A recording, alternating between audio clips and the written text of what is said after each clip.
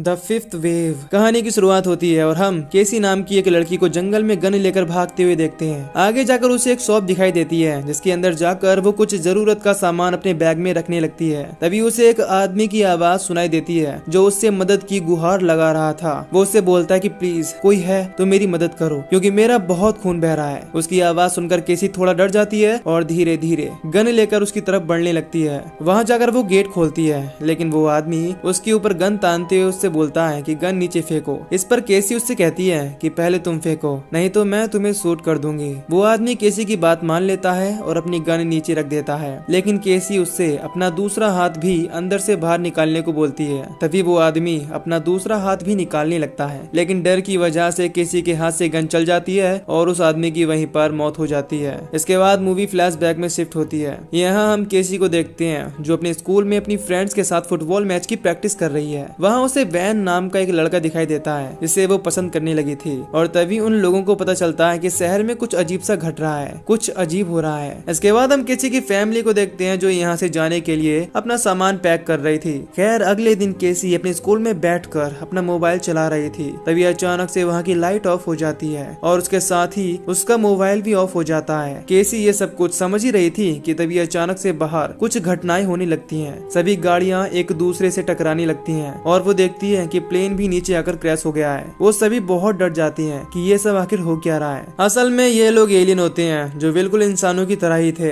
जो इंसानों के दिमाग को कंट्रोल करके इंसानों को खत्म करना चाहते थे और इस दुनिया से इंसानों का नामो निशान मिटाकर राज करना चाहते थे। इसीलिए उन्होंने इलेक्ट्रोमैग्नेटिक पल्स की सहायता से बिजली को पूरी तरह से गायब कर दिया था। अगले सीन में केसी और उसका भाई सैम नदी से पानी ले जा रहे थे। तभी वहाँ पर भूकंप के कुछ झटके आने लगते हैं जिसके कारण वहाँ पर पेड़ गिरने लगते हैं। वो वहाँ से किसी तरह बचकर एक सेफ जगह पर पहुँचते हैं। कुछ देर बाद सैम केसी से बोलता कि मैंने कुछ आवाजें सुनी। वो आगे कुछ बोलता उससे पहले ही उन दोनों को उनकी तरफ सुनामी आती हुई दिखाई देती है। इसे देखकर वो दोनों डर जाते हैं, वो वहाँ से भागने लगते हैं। केसी समझ जाती है कि वो ज्यादा दूर तक नहीं भाग पाएंगे, इसीलिए वो दोनों एक पेड़ पर चढ़ जाते हैं और सुनामी खत्म होने तक वहीं पर बैठे रहते हैं। धीरे धीरे वो सुनामी पूरे शहर को अपनी चपेट में ले लेती है, इससे लाखों लोगों की मौत हो जाती है। इसके बाद किसी तरह से सुनामी खत्म होती है और उसके बाद उस शहर में एक वायरस फैल जाता है। इसकी वजह से काफी लोगों की और मौत होती है जिसमें केसी की मॉम भी शामिल थी। इसके बाद हम देखते हैं कि केसी का भाई और उसके डैड अपना सामान पैक कर रहे थे। तभी केसी अपने डैड से बोलती है कि वो आखिर चाहते क्या है, सबको खत्म क्यों नहीं कर देते। फिर उसके डैड बोलते हैं कि अब तक तो वो लोग ठीक ही हैं और उन्होंने हमारी धरती को ज्यादा नुकसान भी नहीं पहुंचाया है क्योंकि मुझे लगता है कि उन्हें ये दुनिया चाहिए लेकिन इस दुनिया में रहने वाले इंसान नहीं और शायद इसीलिए वो इस दुनिया से इंसानों का नामो निशान मिटाना चाहते हैं। खैर इसके बाद वो सभी रिफ्यूजी कैंप की तरफ चल देते हैं। शाम होते होते वो लोग रिफ्यूजी कैंप पहुंच जाते हैं। कुछ देर बाद केसी के डैड उसे साइड में ले जाकर अपनी गन देते हुए उसे बोलते हैं कि तुम इसे हमेशा ही अपने साथ रखोगी और ये बात किसी को नहीं बताओगी। तुम इसे तभी इस्तेमाल करना जब तुम्हारी जान को खतरा होगा। अगले दिन एयरफोर्स से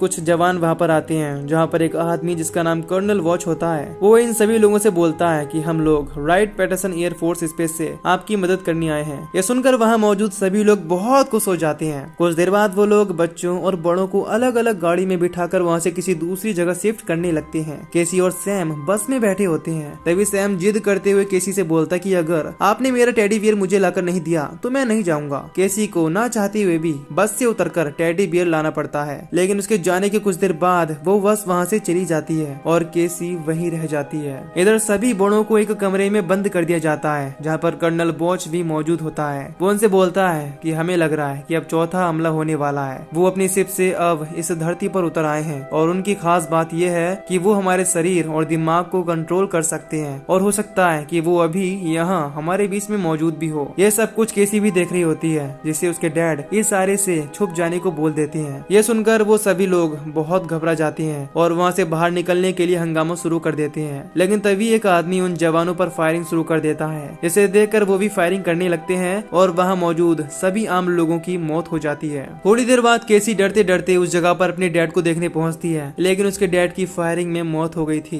ये देखकर केसी रोने लगती है और एक गन उठाकर वहाँ से भाग जाती है। इसके बाद हम वैन को देखते हैं जिसका चेकअप हो रहा था। तभी वहाँ पर एक लेडी आती है और उससे उसका नाम पूछती है। इस पर बैन बताता है कि मेरा नाम बैन पेरिस है लेकिन सभी मुझे ज़ॉम्बी कहकर बुलाते हैं। इसके बाद वो उससे कुछ पूछताछ करने के बाद उसके अंदर मशीन द्वारा एक सिग्नल डाल देती है और उससे बोलती है कि अब हम तुमको ट्रैक कर सकते हैं। हम चाहते हैं कि अब अब हर एक बच्चा उनसे लड़ने में हमारी मदद करे, यानी कि उन एलियन से। इसके बाद वो हर बच्चे के साथ ऐसा ही करते हैं और उनके अंदर एक सिग्नल डाल देते हैं जिससे वो उन्हें ट्रैक कर सकें। इसके बाद हम केसी को देखते हैं जिसे लाश दिखाई देती है जिनकी हाल ही में फायरिंग से मौत हुई थी। उन्हें देखकर केसी समझ जाती है कि ये जगह खतरे से खाली नहीं है। तभी एक ड्रोन आता है और केसी के ऊपर फायरिंग करने लगता है। फायरिंग के दौरान एक गोली केसी के पैर में लगती है जिससे वो वहीं पर गिर जाती है। इसके बाद वो जल्दी से कार के नीचे छुप जाती है। उसके पैरों से बहुत खून निकल रहा था जिसे देखकर वो काफी ज्यादा घबरा जाती है और डर जाती है। खैर अब वो वहाँ से किसी तरह से निकलती है और कुछ दूर जाने के बाद गिर जाती है और हम उसे फेंट होता हुआ देखते हैं। फिर हम कर्नल वॉच को देखते हैं जहाँ पर वो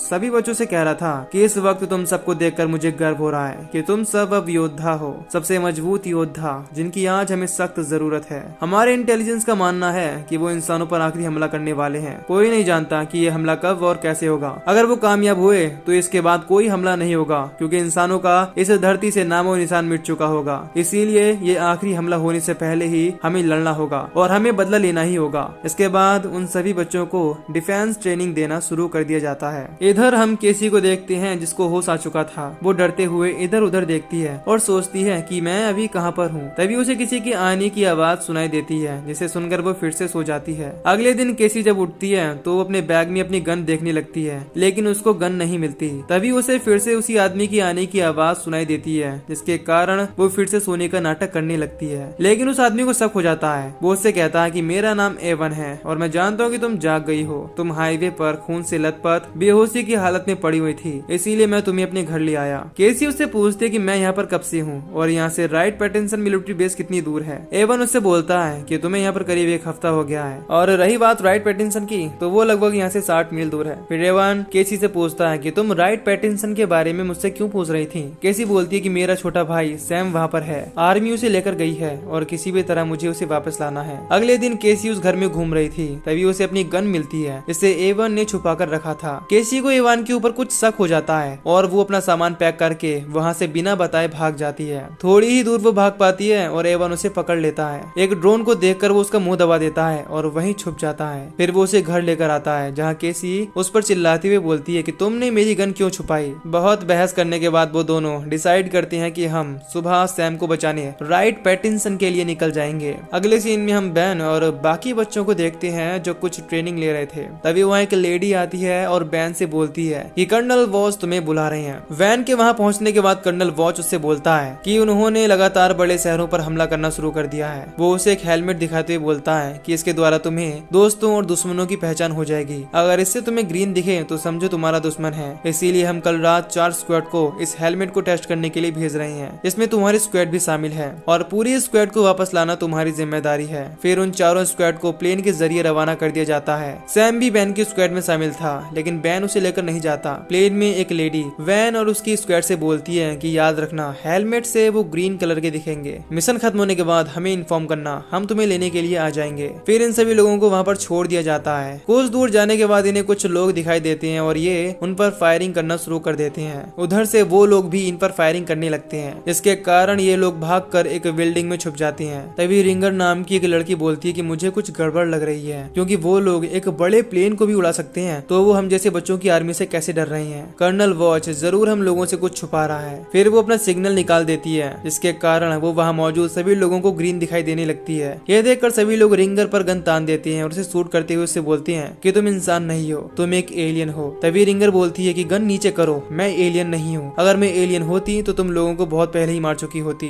ये सब देखकर वैन अपना सिग्नल निकाल देता है जिससे वो बाकी लोगों को ग्रीन दिखाई देने लगता है। वो सभी वैन को देखकर डर जाते हैं और उसके ऊपर अपनी गन तान देते हैं। वैन उन लोगों को समझाते हुए कहता है कि सब लोग अपनी गन नीचे करो, मैं और रिंगर एलियन नहीं है और जो लोग हमारे ऊपर फायरिंग कर रहे हैं वो भी एलियन नहीं है। कर्नल वॉच ने हम सभी से झूठ बोला क्योंकि ग्रीन का मतलब एलियन नहीं इंसान है। ये हेलमेट और ट्रैकर सब कुछ फेक है और शायद वो कर्नल वॉच और उसकी सारी टीम इंसान नहीं एक एलियन है। फिर बाकी सभी लोग अपने अपने सिग्नल निकाल कर फेंक देते हैं। इसके बाद वैन उन सभी लोगों से बोलता है कि मुझे वहाँ पर वापस जाना होगा क्योंकि मैंने सैम को वहीं पर छोड़ दिया है। वो अपना ट्रैकर वापस लगाकर बोलता है कि मुझे ऐसी जगह गोली मारो जिससे मैं जिंदा रहूं और उन लोगों को मुझ पर शक भी ना हो। इसके बाद हम केसी और एवन को देखते हैं जो एक गाड़ी में सो रहे थे। तभी एवन को कुछ लोगों के आने का एहसास होता है और वो बाहर आकर देखने लगता है। तभी वो लोग आते हैं और एवन से फाइट करने लगते हैं। एवन एवन भी उन लोगों को बहुत मारता है और केसी से बोलता है कि यहाँ से भाग जाओ, लेकिन केसी वहीं पर खड़े खड़े एवन को देखती है क्योंकि वो समझ जाती है कि एवन कोई इंसान नहीं है। थोड़ी देर बाद केसी एवन से गुस्से में पूछती है कि कौन हो तुम। इस पर एवन उससे कहता है अगर मुझे तुम्हें मारना होता तो मैं तुम्हें पहले ही मार देता,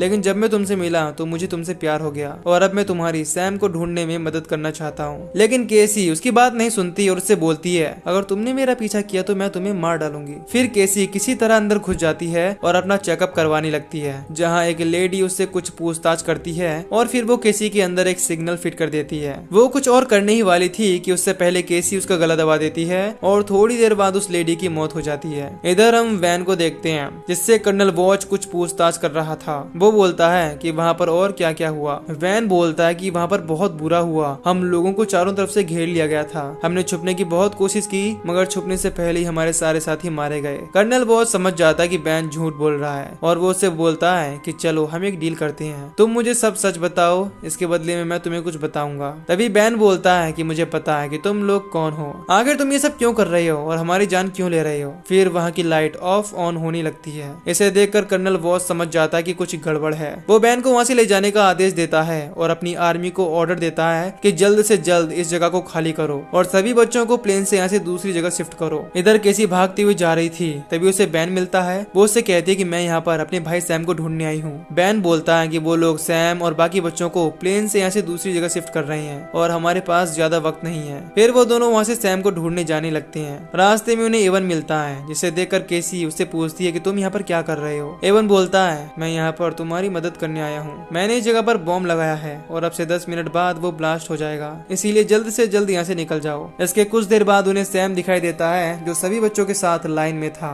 केसी किसी तरह से सैम को वहाँ से बाहर लाती है और बैन के साथ वहाँ से भाग निकलती है। बाहर निकलते ही बॉम्ब ब्लास्ट होने लगता है। तभी रिंगर गाड़ी लेकर आती है और वो सभी उसमें निकल जाते हैं। तो दोस्तों इसी के साथ ये मूवी यहीं पर खत्म हो जाती है। दोस्तों इस मूवी का सीक्वल अगर कभी आया तो मैं उसे एक्सप्लेन जरूर करूंगा, जो कि आने के चांसेस कम ही हैं। खैर अगर आपको इस मूवी की एक्सप्लेनेशन पसंद आई हो तो वीडियो को लाइक और चैनल को सब्सक्राइब कर दीजिए। बाकी मैं मिलूंगा आपसे न्यू वीडियो में। Till then take care, love you, bye bye.